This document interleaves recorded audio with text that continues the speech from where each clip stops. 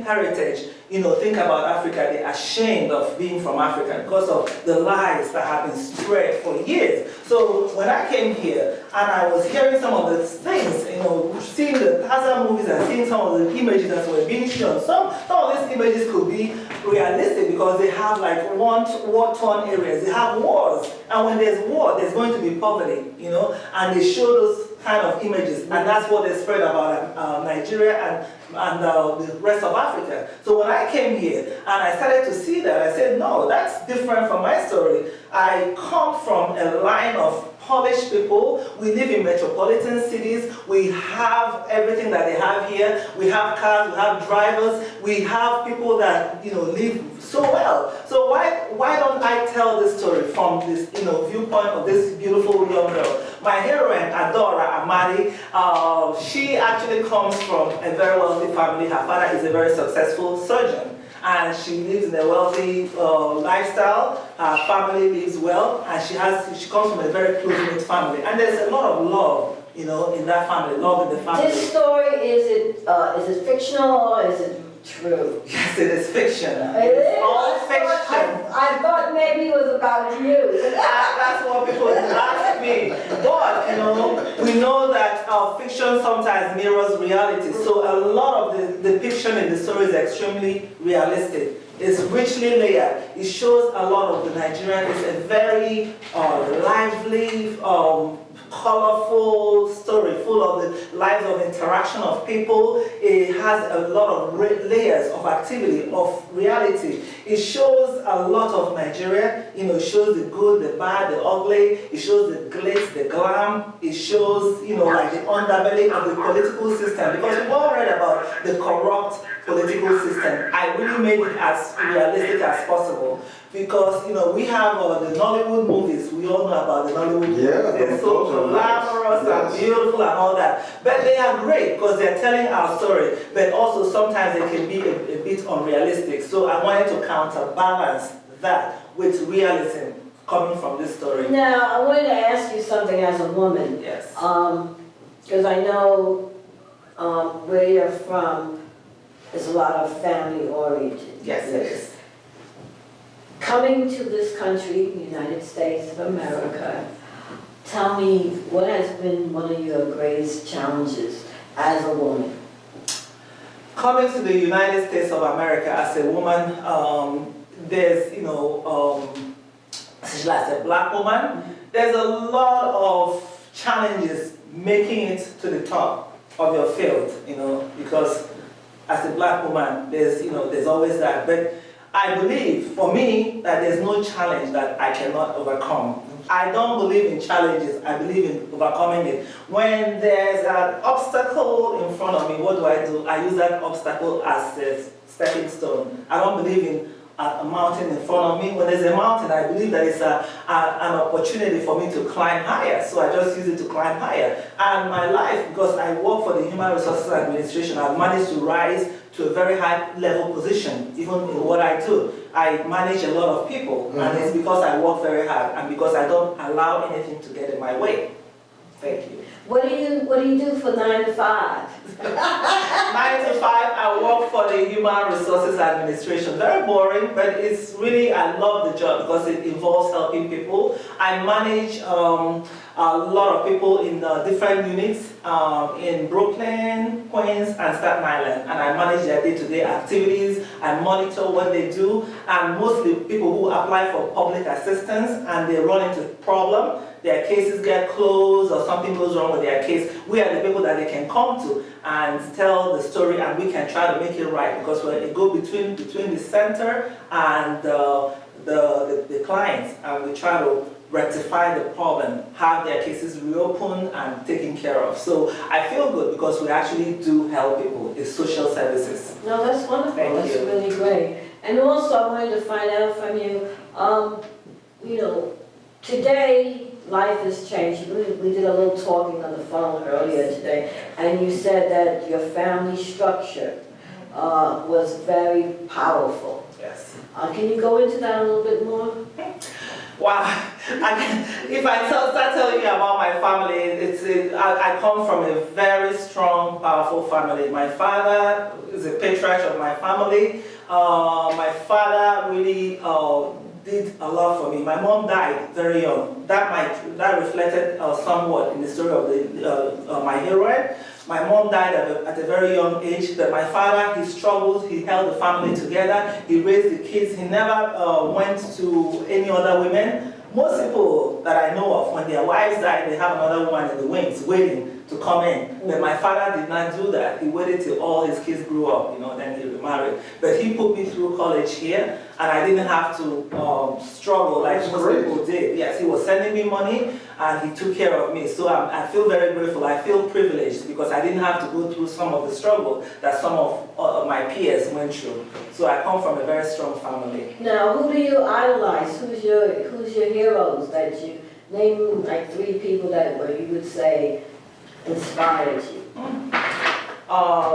It's Nelson Mandela, okay. Maya Angelou, and of course Martin Luther King. Okay. What could we do? What could we be without Martin Luther King? His sacrifice. He's a personification of somebody who is selfless and loving, and he wants to see the world change. And not only did he talk about it, because a lot of us will talk about making changes, but he actually put his life on the line to bring that change. So he is my number one. Okay. I want to go back to something you said earlier.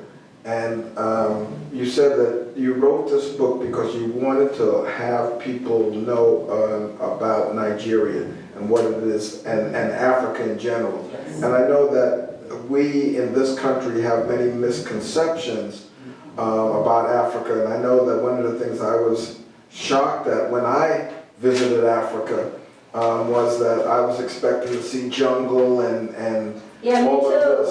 And it really was so not that. And I was shocked. So tell us a little bit about some of the similarities of growing up in Africa and some of the differences from a social, economic basis. From my own point of view, I grew up in a middle-class family. I grew up with cars, drivers. We had drivers actually going to school. I had the driver pick me up, take me to school. Yes, that was what I grew up with. And we had maids. We had people to actually take care of us. When my mom had young kids, we had a baby nurse actually live in the house, living. So we had that kind of lifestyle. And our cities are very metropolitan. We have skyscrapers, we have everything that is here. It's just that it's Africa and this is America. So when I came here, I didn't see any difference. In fact, from the things that you've been reading about or seeing in Hollywood, because Hollywood is a specific area where they just make those movies. I was expecting something different. So when I came here, I was shocked. In fact, I had a culture shock because I was expecting something totally different, and I didn't see anything different. My younger sister, may her soul rest in peace, when she came here, she actually, for her, it was a shock because she was working for an oil company. She was living a very lavish lifestyle. And she had, everything at her beck and call. So when she came here to my humble apartment, in fact from the airport, she said, "This is America?" She said, "I'm going back." She had been dreaming of coming to America for so long. And then when she finally got here, she said, "I'm going back." And that is not to say there's so many beautiful and wonderful things about America, so many opportunities. This is the land of opportunity. But what I'm trying to say is that, what they try to portray our reality is totally different from what the truth is. So that's why we need people like you to tell the story. Yes. I like to say we're here on Caribbean Buzz, our world, our power. Let's continue. Yeah. So I like what you said about the similarities. What would you say that you notice the differences are? From growing up in Africa as opposed to now living in America? Okay, the differences is the family orientation. Because in my country, they say it takes a village to raise a child. Because of the family structure here, everybody is to themselves. It's about me, myself, and I. or me and my family. But the way that we grew up in Africa, in Nigeria, is about the whole family. So, that means so that extended cousins, grandfather, and everybody is your relative. You know, we claim that everybody is our relative as long as they have some kind of relation. If it's somebody is your cousin, I have cousins, and I'll say that's my sister because we feel that close. Sometimes we, you know, like my father, his older father, his older brother, they were very close. So their kids grew up with us, and we grew up like a family. So it's that interaction. And when you see somebody else's child, you want to take care of that child. You don't want to see that child go astray. You don't look away and say, that's not my problem. It's your problem. Because when it goes wrong, it's part of the society. So we try to pull in the kids, you know. So it's a very, close-knit kind of, society. Whereas here, I notice that we have family structure, yes, you know, but people mostly is like, okay, it's myself, my child, my wife, and I. So that's the difference that I see. What impact has the movies in Nigeria? Because I know that's a huge industry. Yes, yes. How has that emerged, and where do you see it going in terms of compared to maybe our Hollywood? And also with that, how do women is portrayed? Okay, 2 questions. So the first one is where Nollywood movies are going. Nollywood has come a very long way. It has come a major way because at one point the Nollywood movie industry was nothing. Nobody knew about it. But it seems like it came from nowhere. Within the past 10 years, the Nollywood movie industry has surpassed. I think they say it's number 2 now. Yes, it's number 2. It's even in front of Bollywood, so it might be behind Hollywood. But before, nobody knew about them. But because, you see, the thing about, and I'm so proud of being a Nigerian, I'm so proud because our people, my Nigerian people, they go for excellence in everything they do. I don't know if you've heard the Nigerian music. When you hear Nigerian music, it makes you like, wow. The music is so distinctive. It's now being played here in the mainstream. Yes. If you listen to the gospel music, it really takes you to the highest level. They really go out of their way and they bring the best quality product. So that goes with Nollywood movies. Some of them are very unrealistic. The thing about Nollywood movies is the way they portray women is like objects. I have to say that women are objectified in Nollywood movies because it's all about, you see how beautiful I am and how they can catch a man. It's all about catching a man. That's the focus of the Nollywood movies. So if this book gets made into a movie, Dictates of the Heart, it's going to change some of that, you know, because it's about a girl who is doing it on her own. She's a very bright girl. She, at the age of 21, we just meet her when she's just 21, and she had just finished her her undergraduate studies at the very eminent University of Nsukka in Nigeria, and she has won a full scholarship to do her master's at the University of Lagos, in Lagos. You know, Lagos is the big metropolitan city. Right, yes. Her family comes from a town called Enugu, you know. It's a small town, but her father is a doctor there. And now she won this scholarship and she's really ready to go. But the father is very protective. He doesn't want her to go because he thinks that Lagos is an urban jungle. That's why they think about New York as the urban jungle.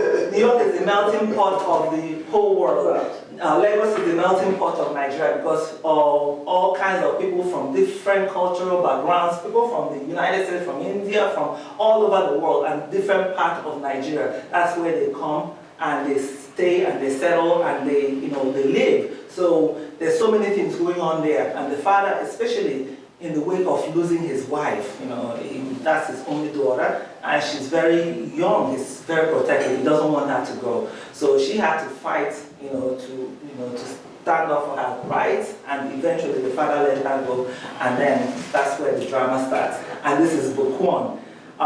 Book 1 is called Where the Heart Belongs. And where can people find this book? That's one of my biggest, My book, Dictates of the Heart.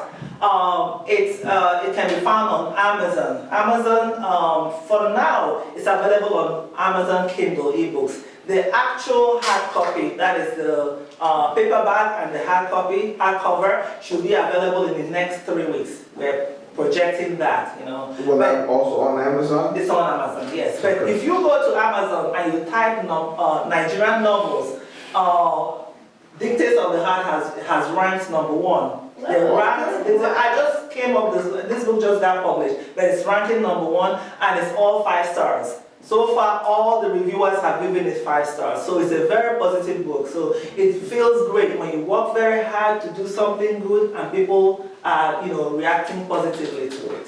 Now for our listeners out there, how long did it take you to actually write the book?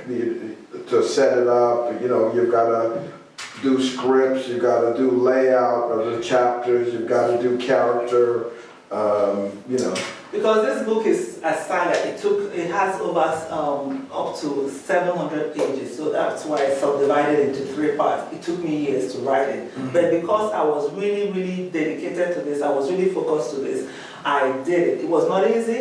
When I started the book, you start with the layout. You start with the draft copy. The draft copy is what you start. You just write what comes to your mind. You already have the character, the main character, and when you write the draft, you just do it. You don't try to stop and correct yourself, because when you do, it kind of makes the story stilted. So you just let the story flow. And once you start, the story flows. And then, of course, as you're writing it, you're bringing in the supporting characters. And after a while, the book basically writes itself, because it becomes very richly layered, because the characters and the plots begin to intersect with different plot twists and characters that emerge, and you don't even think that this will come out that way, but it just comes out that way, because you might start out with a character one way, but then it's like they have a life of their own, because you have to know your characters. You have to know, because for instance, Adora, who is my main character, she is very reserved, and when you read the story, you see from her action that she's a very reserved girl.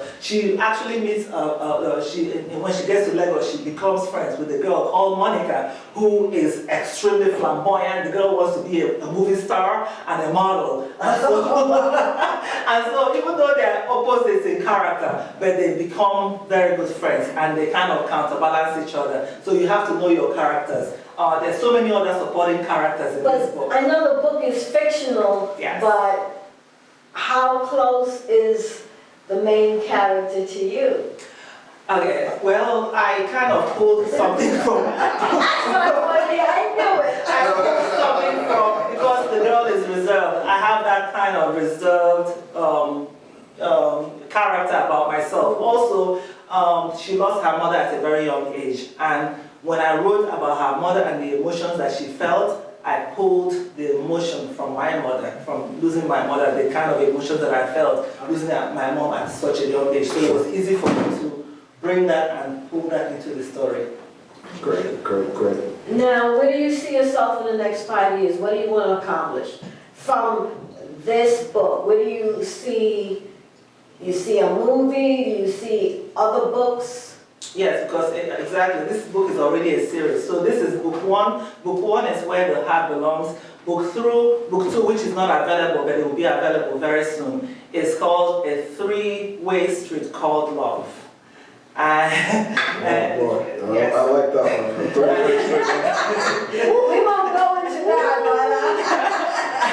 Book 3 will be shaped by the past, and it's a continuation of Dictates of the Heart, because when you finish book 1, you wouldn't want, people are already contacting me and saying, I can't wait for book 2. So, I'm very gratified to see that this book is really taking traction. It's really picking up. So do you see that it may go beyond 3 books? Could it, or would you go in another direction and create After Dictates, yes, I already have another book in the works, which I'm not going to reveal because it's still in the inception stage, but it's coming out soon as well. So my life is to write books. I love to write. Because every time I write, people love to read from me. So this is what I do. And when you read this book, you're going to be pulled into the story. From the characterization, from the description, the way that I have the story tells itself. When you're telling a story, you don't let people see you as the storyteller. They don't hear your voice. They don't hear you telling people, this person is this person, or this person did this. But based on what the characters are doing, they tell their story. The story unfolds, and that's how I did this book. Yes. Excellent, excellent, excellent. I have some of, if you want to read excerpts when you're ready, let me know. Oh, you want to do an excerpt? Yeah, well, go ahead, do an excerpt. That'd be great. Okay. I think they'd like to hear that. Okay, so at this point, my heroine, Adora, is, she's ready to, I'm so sorry. she's ready to go to Lagos now. So, Okay. At this point, I'm going to start from when they arrived at the airport, because the two brothers are now, she has two brothers, Chinyere and Uchenna. They're dropping her off to the airport. So that's where I start. Okay. It says they arrived at Lagos at Enugu Airport Terminal, and Chike maneuvered the jeep into an empty spot in the dusty parking lot. Her brothers carried the heavier part of her luggage set, and she trudged silently behind them, clutching onto her brown suede handbag and wheeling the tiny valise that matched her luggage. Chike checked in her luggage and they stood upwardly, blending with the people that milled around the terminal, waiting for her flight announcement. Too soon, the dreaded announcement cackled over the loudspeaker, and Adora stood up and straightened her pants over her hips amid a flurry of hugs, promises, and tears. She stumbled out of the terminal, her vision blurred by the tears that she was suppressing for the benefit of Uchenna, her younger brother. She stood in line with the other passengers waiting to board their flight, finally allowing the floodgates of tears to erupt. A trooper to the end, she reminded herself as she dabbed self-consciously at the corner of her eyes with the edge of her handkerchief. Swallowing deep gulps of air to dispel the butterflies that fluttered around in her stomach, she kept her shoulders straight and marched down the tarmac and up the gangway to the small passenger airplane. At the top of the stairs, oblivious to the people on line behind her, she turned and waved at her brothers, who were still standing behind the plate glass walls of the terminal, peering at the air-worn passenger airplane. The man on line behind her glanced at his watch and cleared his throat noisily, clutching at his frayed leather overnight bag. Glancing nervously at the sweating, red-faced European man, Adora smiled apologetically and stepped into the narrow aisle of the airplane. "May I see your boarding pass, please?" a soft female voice said from behind her, startling her.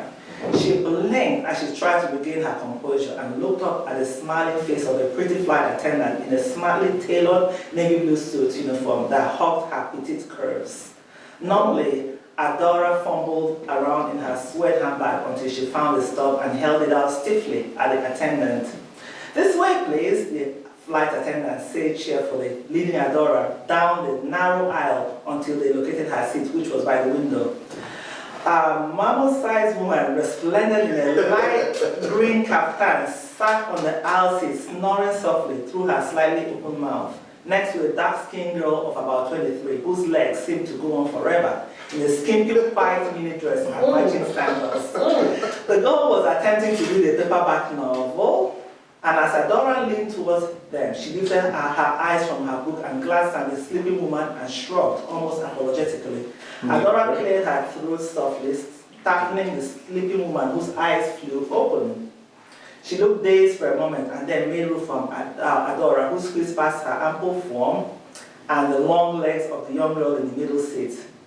Adora nodded at the tall girl and settled into her window seat.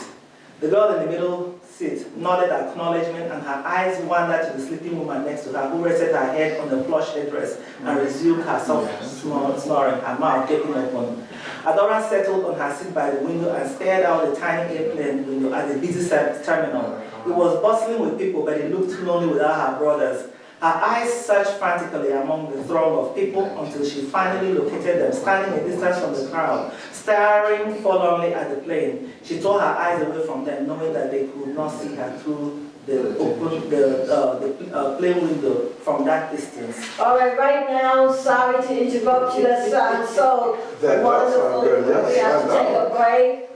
This is Our World, Hour of Power. Lady Pauline and Mr. Glenn Greenwich. We'll be back in a moment. Well, we're back. Our World, Hour of Power, where your news reflects you and your community. We're here at one of a young lady that has just written her book. Chinyere? Chinyere, yes. But we want to talk about the business side of writing. books. So what path did you take in terms? So once you had your book written, what were the steps? Did you self-publish? Did you have a publisher that supported you? How did you actually get the book published? First of all, I'd like to give a shout out to all the women that are working hard and doing for themselves. Absolutely. For Women's Month. You Yes. know, you are powerful. You deserve all the accolades, and you deserve to make it. I'm very proud to be a woman and proud of the accomplishments of women. So with my book, I could have gone through the traditional route of publishing through the publishing company, but I decided to do it on my own because sometimes you have to learn. I wanted to learn all these different aspects of publishing. I had offers from people, even I have somebody in my family who's a publisher as well, but I decided to do it on my own. And it's very easy to do it these days because everything is available out there online, digitally. You can publish digitally. So right what was your first step? So you had the book published, and you had the book written, and then at that point in time, what I did just you do? did an online search because I saw all my options with the publishing companies, and a lot of them want to take all your rights away. Yeah. And I didn't want to give my rights away because I worked extremely hard and I want this book to be mine. I didn't want somebody else to own the rights of my book. Sure. So I decided to explore the other options, and which was self-publishing. Sure. Self-publishing used to have a stigma in the Yes, past, it but did. not Yes, it did. anymore, because if you have a good product, as long as you market it properly, you have to find the right avenue to market your book. You can also make it to the bestseller list. And this book, I'm looking forward to being on this bestseller list, yes. So I just went and I did a search on how to publish my own work. And I found some of the vanity presses, they exploit you. I saw all of that, where they will charge you thousands of dollars to do it. But I found out my own way. I went online. I went to Amazon, and I published through Amazon, self-published.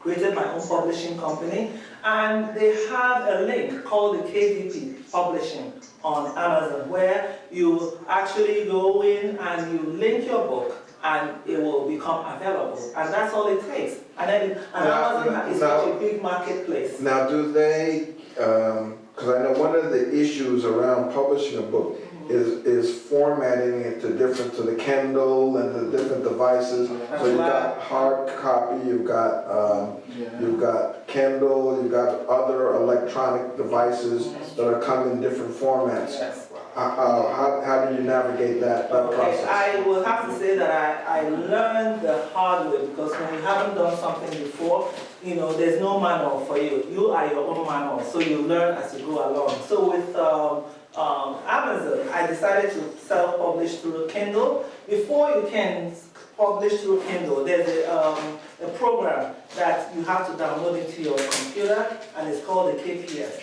It has to be formatted into the KPF in order for it to become available in Kindle. So I took my manuscript and I converted it to KPF, and I was able to publish it. And then the next step will be to now do the paperback version. And I discovered that once it becomes KPF, it doesn't reconvert back. That was something that I learned, one of the pitfalls that I'm telling people now, so that in case you have the same experience or you're going through the same thing, you avoid it. First of all, you have to do a backup. So you want to back up your manuscript You want to back it first? up first, yes. Because once you convert it, you said you can't come back to it. You cannot even share it, you cannot copy and paste back into a Word document. Okay. And I contacted Amazon, and after a lot of back and forth for days and days, and finally they came back to me and they said they couldn't help me. Oh my goodness. So my book was stuck on Kindle, and I couldn't reconvert it. And there's no way that I can start writing the whole manuscript all over again. Sure. I really converted it to their version Right. of their format, and Right. I couldn't bring it back because I thought that you could do it and then bring it back. So that was Something that you learned. Yeah, You learned that. And what was the cost like, the financial expense to do all this? It doesn't cost you anything. The only thing is that Amazon would take a percentage of the sales, and that's it, and it's something that I can live with. You actually, it depends on the price that you set, and they take maybe like 30%, and you keep 70. I think that's a very good deal. Because when you go through the traditional publishers, you just get a tiny fraction of the sales. The only thing is that they have a big production behind your book. They will market it, they will do all that so that it becomes, available worldwide. But as a businesswoman, I have what it takes to do that as well, and I'm learning along as I go along, so that I can also help other people coming behind me, because my experience can also be Help instruction. Yes, to other absolutely. people. So I like to learn, because life is a learning experience, and the only way that you can really grow is for you to learn. I don't want to be spoon-fed, so I decided to do it my own way. And eventually, even though Amazon couldn't help me, eventually I found a program, online that could reconvert it back.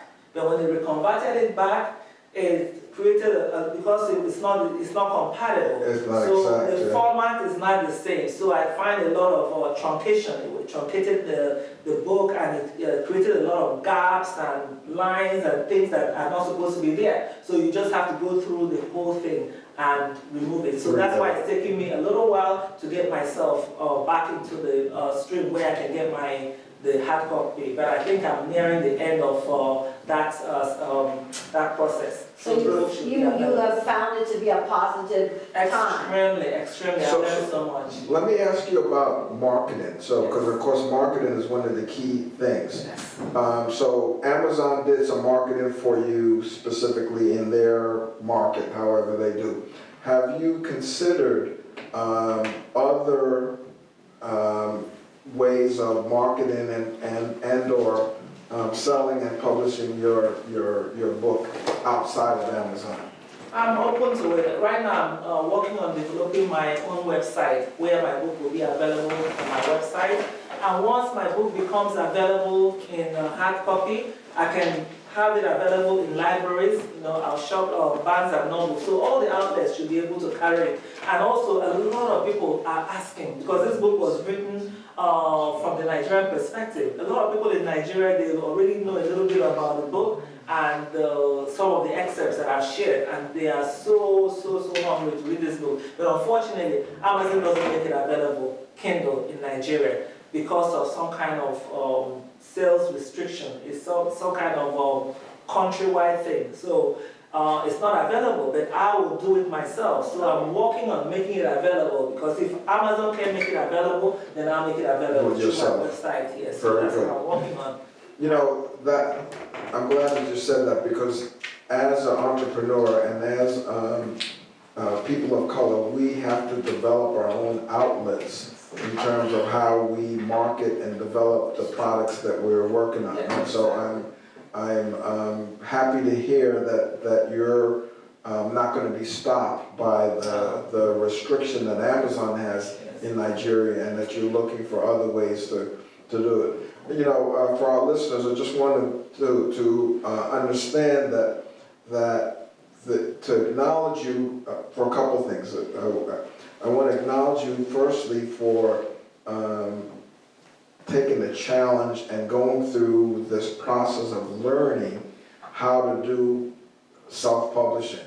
And it doesn't matter whether it's a book or you've got a recipe or you've got a, whatever you're doing, there are opportunities out there, and we as people of African descent have to look at how we can market and expand the kinds of things that we're doing. So I just want to make sure that I put that in. Thank you.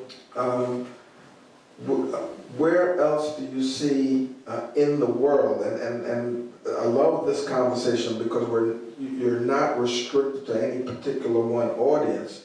Now with the technology that we have available, the world is really your market, and so are you looking also at putting it in different languages and converting to other languages and such? Eventually, the book will be converted into different languages. It will be available on audiobooks. I want to explore all the different avenues to make it available to as many people as possible, because the story needs to be heard, it needs to be told. Our truth and our reality needs to be shared with the world.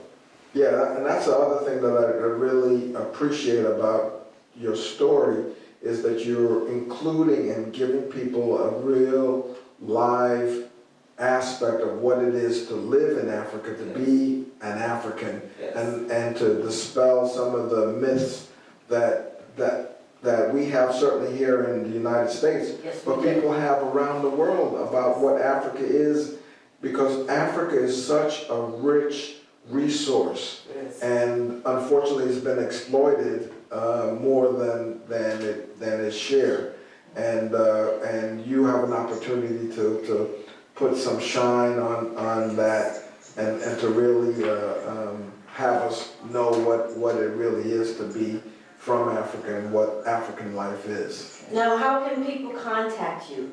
Okay, first of all, the book is available, like I said, on Amazon. All the different marketplaces, they have Amazon, Canada, UK, Mexico, India, different parts of the world where Amazon is available. It's available. Also, if you go on Amazon and you type Nigerian novels, I'm happy to say that my book is ranked #1. All right. So that's the first book that you see. So that makes it easy for people. It makes it very visible, because a lot of people, like I was reading about that a lot of problems that people have on Amazon is being visible, because there are thousands and thousands of other people who have the same product that you have, and when you type that keyword, you cannot find it because you have to go through all of that. Of course, the name of the book is Dictates of the Heart. That's about following the dictates of your heart.